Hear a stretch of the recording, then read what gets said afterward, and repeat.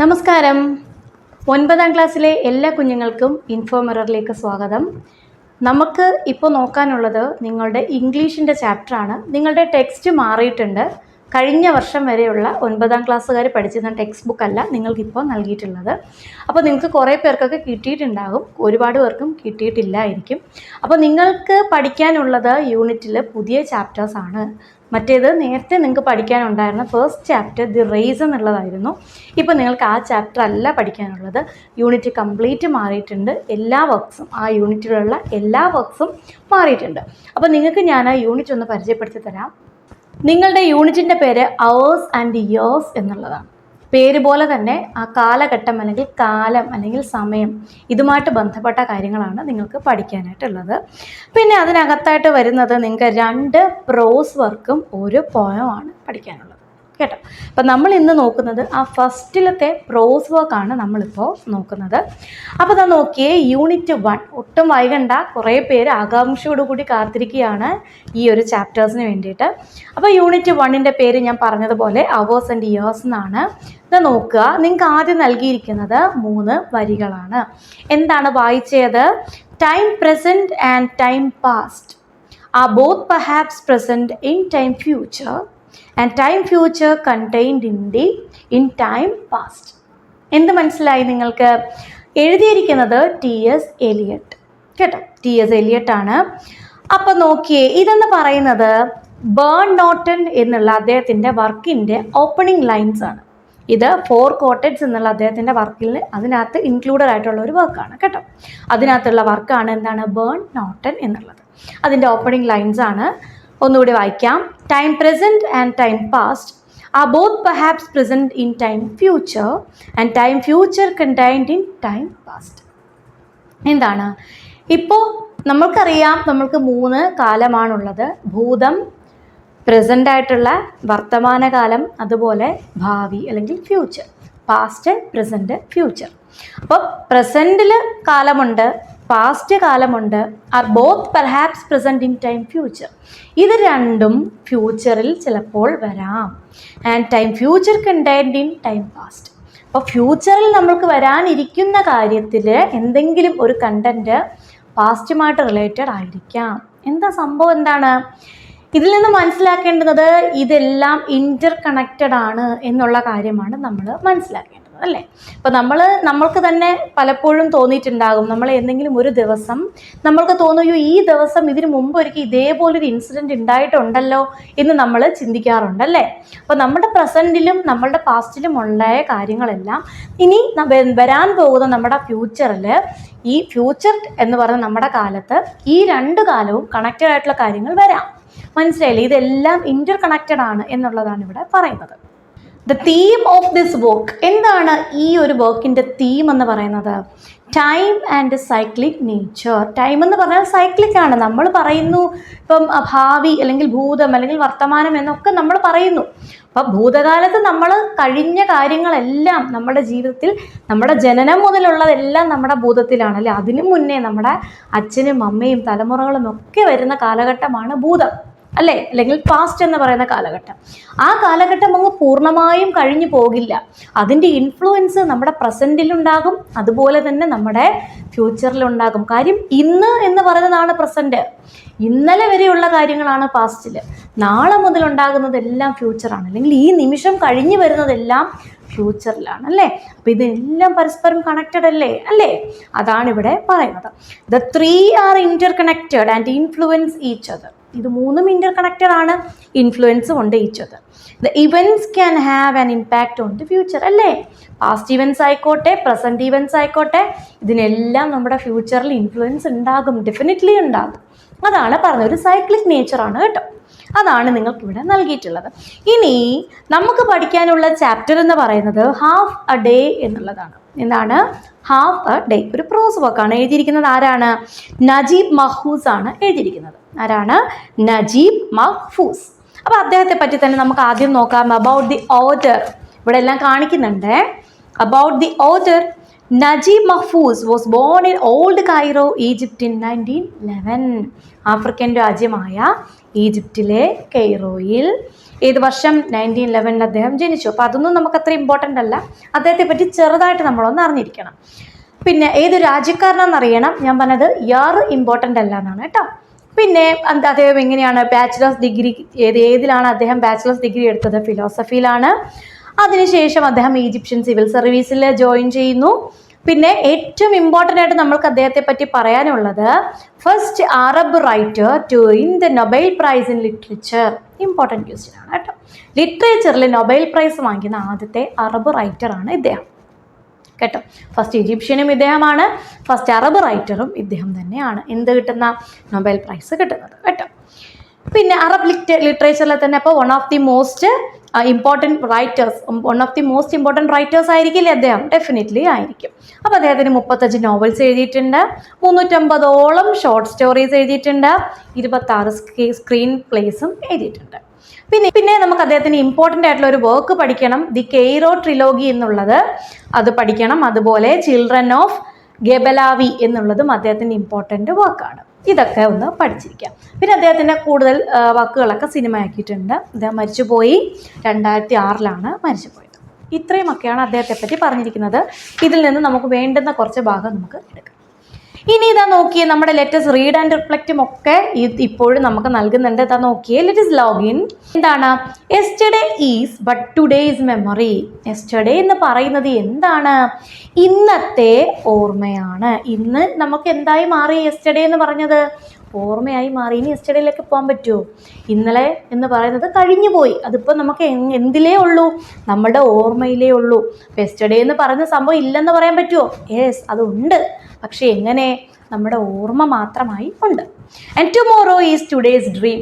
ടുമോറോയും ഉണ്ടല്ലേ. ടുമോറോ എങ്ങനെയാണ്? നമ്മുടെ ഇന്ന് എന്ന് പറഞ്ഞ ദിവസത്തെ ഡ്രീമാണ് നാളെ.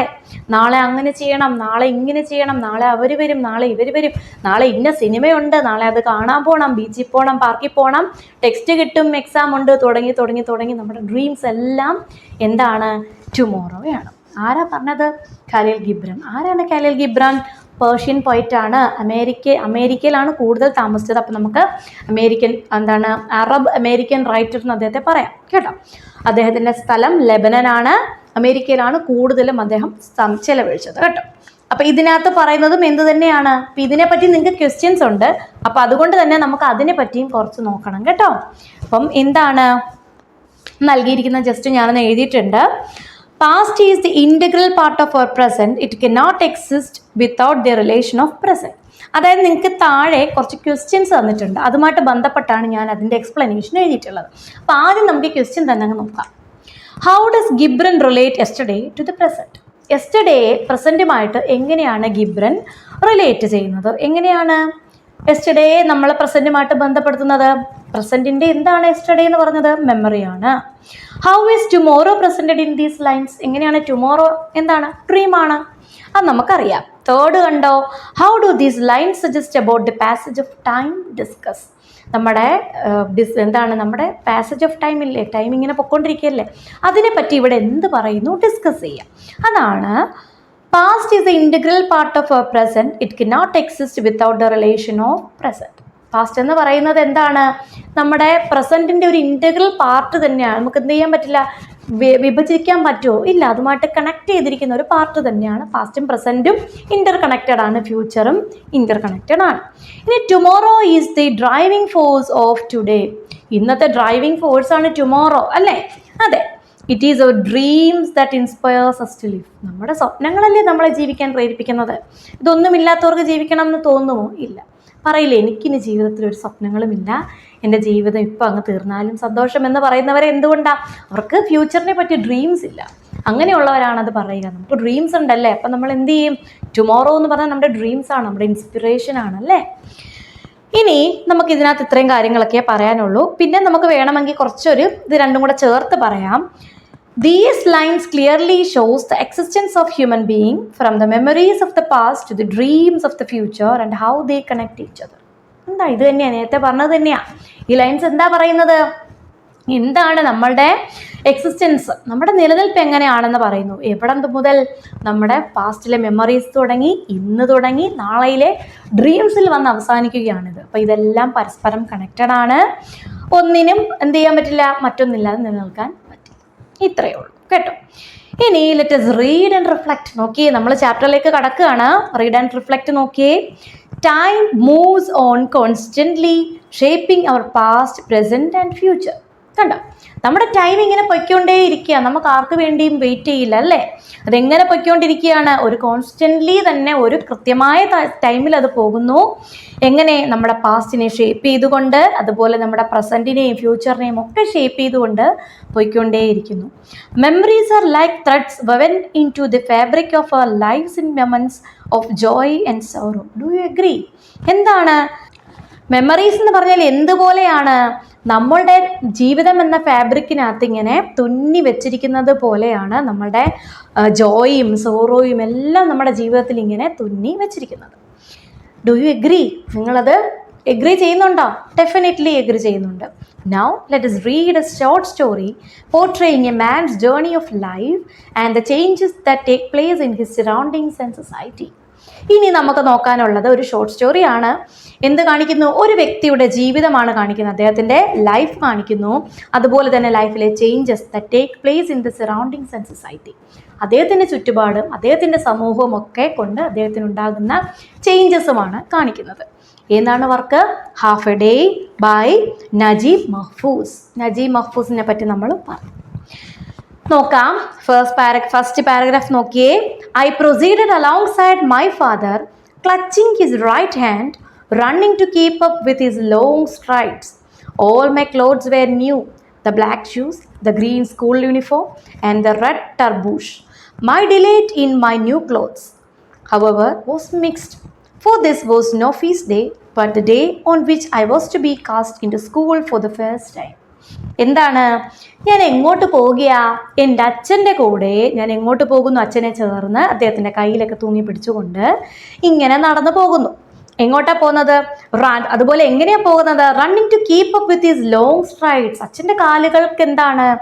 അടിക്കും നീളം കൂടുതലാണ്, അതുപോലെ വേഗതയും കൂടുതലാണ്. അദ്ദേഹത്തിൻ്റെ കാലടികളോടൊപ്പം എത്താൻ വേണ്ടി ഞാൻ ഓടിയാ പോകുന്നത്, കയ്യിൽ തൂങ്ങി ഓടി പോകുന്നു.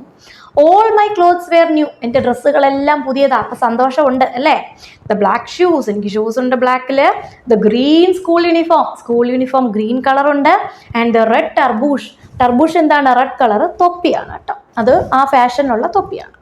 My delight in my new clothes however was mixed. എനിക്ക് പുതിയ ഡ്രസ്സ് കിട്ടുമ്പോൾ സന്തോഷമുണ്ടല്ലേ, പക്ഷേ അത് ഇച്ചിരി മിക്സ്ഡ് സന്തോഷമാണ്. എന്താ കാര്യം?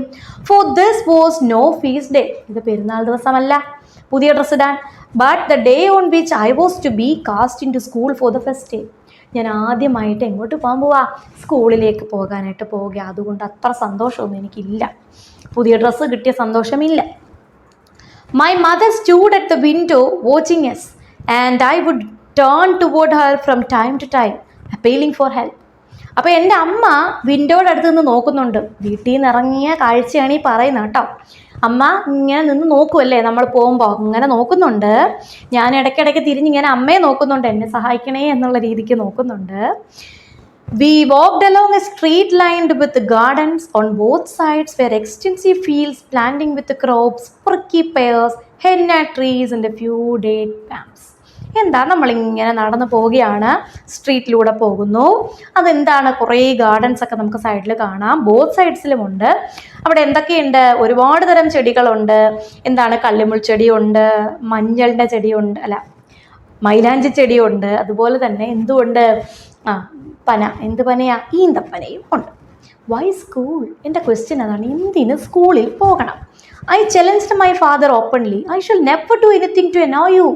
ഞാൻ നിങ്ങളെ ശല്യപ്പെടുത്തുന്ന ഒന്നും ചെയ്തിട്ടില്ല, പിന്നെ എന്തിനെന്നെ സ്കൂളിൽ കൊണ്ടുപോയി ഇടണം അല്ലേ? ശല്യപ്പെടുത്തുന്നവരെ കൊണ്ടിടുന്ന സ്ഥലമല്ലേ സ്കൂള്, അപ്പം എന്തിനെന്നെ അവിടെ കൊണ്ടിടണം? I am punishing you. ഞാൻ നിന്നെ പണിഷ് ചെയ്യല്ല ആണോ എന്ന് അച്ഛൻ ചോദിക്കുക. ഹി സെഡ് ലൗഫിങ്, ചിരിച്ചുകൊണ്ട് പറയുന്നു, school is not punishment. School is not a punishment. School എന്തല്ല? ഒരു ശിക്ഷയല്ല. It is the factory that makes useful people out of children. ഇതൊരു ഫാക്ടറിയാണ്, കുട്ടികളിൽ നിന്നും യൂസ്ഫുൾ ആയിട്ടുള്ള പീപ്പിളിനെ ഉണ്ടാക്കിയെടുക്കുന്ന factory. Don't you want to grow up? നിനക്ക് വലുതാകണ്ടേ എന്ന് ചോദിക്കുന്നു. I was not convinced. ഇത്രയും പറഞ്ഞിട്ടൊന്നും എനിക്ക് മനസ്സിലായില്ലെന്നല്ല, ഞാൻ എന്ത് ചെയ്യില്ല, കൺവിൻസ് ആയില്ല. I did not believe there was really any good to B had in tearing me away from the intimacy of my home and throwing me into this building. എനിക്ക് എത്ര പറഞ്ഞാലും മനസ്സിലാവത്തില്ല. കാര്യം എന്താ, എൻ്റെ വീട്ടിൽ അമ്മയൊക്കെ എന്നെ ഇങ്ങനെ ഇൻറ്റിമേറ്റായിട്ട് ഇൻറ്റിമസിയോടുകൂടി ചേർത്ത് വെച്ചിരിക്കുന്ന എന്നെ വലിച്ചെടുത്ത് കൊണ്ടുവന്ന് ഇവിടെ കൊണ്ടുവന്ന് എറിയുന്നു, ഈ വലിയ ബിൽഡിങ്ങിലോട്ട് എറിയുന്നു. അത് എന്തുകൊണ്ടാണെന്ന് എനിക്ക് മനസ്സിലാവുന്നില്ല. അതിലെന്ത് ഗുണമാണ് എനിക്കുള്ളത് എന്നുള്ളതാണ്. It look like some huge high walled fortress stern and grim. ഇതെന്തോ ഇത് വലിയ കോട്ടകൾ പോലെ ഉണ്ട്. എങ്ങനെയുള്ളതാ? ഭയങ്കര രൂക്ഷമായ അല്ലെങ്കിൽ ഉഗ്രമായ കഠിനമായ കർക്കശമായ ഒക്കെയുള്ള കോട്ടകളാണ്. When we arrived at the gate we could see the courtyard vast and cramped full of boys and girls. Go in by yourself, said my father, and join them. Put a smile on your face and be a good example to others. Won't you? എന്താണ്, ഞങ്ങൾ എവിടെ എത്തി? ഗേറ്റിൻ്റെ അടുത്ത് എത്തിയപ്പോൾ എന്ത് കാണാൻ സാധിച്ചു?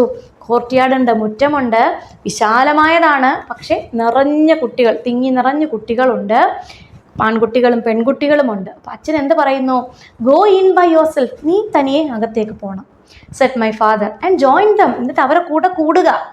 Puttu a smile on your face, ഒരു ചിരിയൊക്കെ വെച്ച് പിടിപ്പിച്ച്, and be a good example to others, എന്നിട്ട് നീ എന്താകണം? മറ്റു കുട്ടികൾക്ക് നല്ല മാതൃകയാകണം. Won't U? നീ അങ്ങനെ ആകില്ലേ എന്ന് ചോദിക്കുന്നു. I hesitated and clung to his hand, but he gently pushed me from him.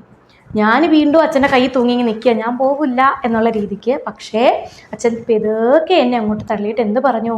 Be bold, നീ ധൈര്യവാനായി അല്ലെങ്കിൽ മിടുക്കനായിരിക്കൂ. Today you truly begin life.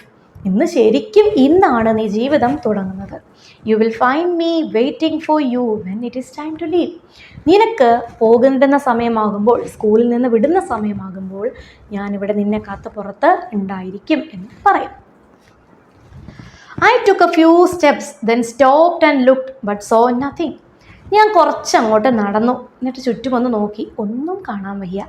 Then the face of boys and girls came into view. പിന്നീട് ആൺകുട്ടികളുടെയും പെൺകുട്ടികളുടെയൊക്കെ മുഖം ഞാൻ കണ്ടു തുടങ്ങി. I did not know a single one of them. എനിക്കതിൽ ഒരാളെ പോലും അറിയത്തില്ല. None of them knew me. എന്നെ ആർക്കും അറിയത്തില്ല. I felt I was a stranger who had lost his way. എനിക്ക് എന്താ തോന്നിയത്? വഴി തെറ്റി ഒരു അപരിചിതൻ എവിടെയോ വന്ന് നിൽക്കുന്ന പോലെ തോന്നി. But glances of curiosity were directed toward me, and a boy approached and asked, "Who brought you?" എന്താണ്? അപ്പോൾ എനിക്കിങ്ങനെ സ്ട്രേഞ്ചർ ആണ് ഞാൻ എന്ന് തോന്നി നിന്നപ്പോൾ കുറേ പേര് എന്നെ ഇങ്ങനെ നോക്കുന്നുണ്ട്. കുറേ കണ്ണുകൾ എനിക്ക് കാണാം, എൻ്റെ കുറേ നോട്ടങ്ങൾ കാണാം, ക്യൂരിയോസിറ്റി കൊണ്ട് നോക്കുന്നതാണ്. അപ്പോൾ ഒരു കുട്ടി വന്ന് ചോദിച്ചു, നിന്നെ ആരാ കൊണ്ടുവന്നേ എന്ന് ചോദിച്ചു. My father, I whispered. അപ്പോൾ ഈ പറയൂ, എന്താ പേടിച്ചിട്ട്? എൻ്റെ അച്ഛനാ കൊണ്ടുവന്നേ എന്ന് പറയുമ്പോൾ, my father is dead. He said quite സിമ്പിളായിട്ടങ്ങ് പറഞ്ഞു, എൻ്റെ അച്ഛൻ മരിച്ചുപോയി എന്ന് പറഞ്ഞു. I did not know what to say. എനിക്ക് എന്താ പറയേണ്ടതെന്ന് അന്നേരം അറിയില്ലായിരുന്നു. The gate was closed, letting out a pitiable screech. Gate അടഞ്ഞു. ഒരു നിലവിളിയോടുകൂടി, ഒരു സഹതാപം കലർന്ന നിലവിളിയോടുകൂടി, നേർത്താക്ക നിലവിളിയോടുകൂടി എന്തടഞ്ഞു? ഗേറ്റ് അടഞ്ഞു.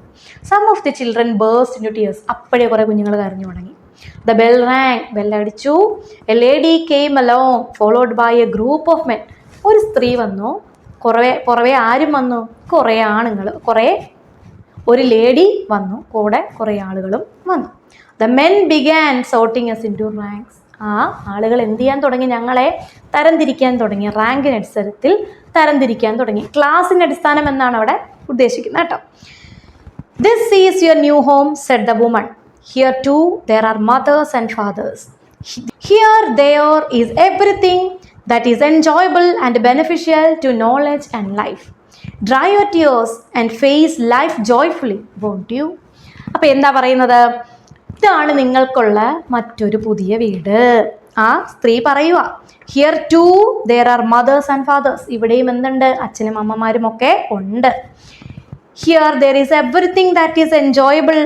എന്തുണ്ട്? ഇവിടെ നിങ്ങൾക്ക് എൻജോയ് ചെയ്യാനെല്ലാം ഉണ്ട്. അതുപോലെ എൻ്റെ beneficial to knowledge and life. നിങ്ങൾക്ക് അറിവ് നൽകാനും അറിവ് സമ്പാദിക്കാനും ജീവിക്കാനും വേണ്ടുന്ന എല്ലാം ഇവിടെ ഉണ്ട് കേട്ടോ. Dry your tears and face life joyfully, won't you? കണ്ണുനീരൊക്കെ തുടച്ചുകൊണ്ട് ജീവിതത്തെ എങ്ങനെ സന്തോഷത്തോടു കൂടി നേരിടണം പറ്റില്ലേ എന്ന് ചോദിക്കും. ഇത്രയും മതി. നമ്മൾ ഇന്ന് ഇത്രയും നോക്കുന്നുള്ളൂ. ബാക്കി നമ്മൾ അടുത്ത ക്ലാസ്സിലാണ് നോക്കുക. അപ്പോൾ നമ്മൾ +2 വരെയുള്ള ചാപ്റ്റേഴ്സ് എടുത്തിട്ടുണ്ട്. +1 ഒക്കെ നമ്മൾ എടുത്തിട്ടുണ്ടായിരുന്നു. അതിനി ചേഞ്ച് ആവും. അപ്പം 3ാം ക്ലാസ് മുതൽ +2 വരെയുള്ള ക്ലാസ്സുകളാണ് എടുക്കുന്നത്. നമ്മുടെ ക്ലാസ്സുകൾ ഇതിനു മുമ്പ് കണ്ടിട്ടില്ലാത്തവരാണ്, ഇപ്പോൾ ആദ്യമായിട്ട് കാണുന്നവരാണ് നിങ്ങളെങ്കിൽ ക്ലാസ് ഇഷ്ടപ്പെട്ടാൽ ചാനൽ ഒന്ന് സബ്സ്ക്രൈബ് ചെയ്യണേ. കൂട്ടുകാർക്കൊക്കെ ഒന്ന് ഷെയർ ചെയ്ത് കൊടുക്കാൻ മറക്കരുത്. ഇതിൻ്റെ ബാലൻസ് ഇടുന്നതായിരിക്കും. അതുപോലെ നിങ്ങളുടെ സോഷ്യലിൻ്റെ ക്ലാസ്സും, അതായത് ജോഗ്രഫി ക്ലാസ്സുകളും ഉടനെ തന്നെ അപ്ലോഡ് ചെയ്യുന്നുണ്ട് കേട്ടോ. മറ്റ് ക്ലാസ്സുകൾ നമ്മളുടെ കയ്യിൽ കിട്ടുന്നതനുസരിച്ച് നമ്മൾ അപ്ലോഡ് ചെയ്യുന്നതായിരിക്കും. ഇംഗ്ലീഷും സോഷ്യലുമാണ് നമ്മൾ എടുക്കുക കേട്ടോ. പർട്ടിക്കുലർലി ഇംഗ്ലീഷാണ് കേട്ടോ. അപ്പോൾ ഇതിനു മുമ്പ് കണ്ട കുട്ടികൾക്കറിയാം, നമ്മൾ കുറച്ച് ബ്രേക്ക് എടുത്ത് പോയി. അപ്പോൾ ഇനി ക്ലാസ്സുകൾ കണ്ടിന്യൂ ചെയ്യുന്നതായിരിക്കും. ചാനൽ സപ്പോർട്ട് ചെയ്യാനായിട്ട് മറക്കരുത്. എല്ലാ സപ്പോർട്ടും പ്രതീക്ഷിക്കുന്നു. ഇഷ്ടപ്പെട്ടാൽ ലൈക്ക് ചെയ്യണേ, അത് മറന്നു പോരുതേ. നിങ്ങളുടെ ലൈക്കും കമൻറ്റുമാണ് നമ്മുടെ പ്രോഗ്രസ് കേട്ടോ. എന്നാലേ നമുക്ക് അത്രയും റീച്ച് ഉണ്ടാവും. അപ്പോൾ ഇത്രയേ ഉള്ളൂ. മിടുക്കരായിട്ട് പഠിക്കണം. All the best.